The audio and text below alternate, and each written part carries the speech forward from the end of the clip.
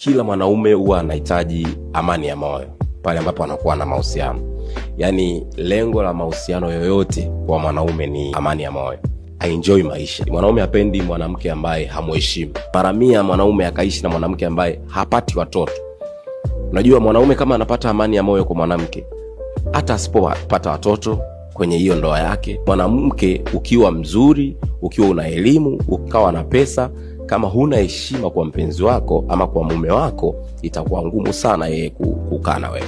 Lakini ukiwa na heshima na unamrespect, una take time kwa ajili yake na kila kitu, unampa priorities zake, unafanya kila anachokuelekeza ambacho hataki ufanye, unamsikiliza, hata kama usipopata watoto, yeye atabaki na wewe kwa sababu ataamini kabisa hii ni changamoto yake huyu mtu, na ni kwa sababu nampenda na shaka naye, kwa sababu haya mambo anapanga Mwenyezi Mungu. Kwa anaweza kukaa na wewe tu kwenye ndoa yenu mkaishi kwa furaha. Lakini kama umheshimu,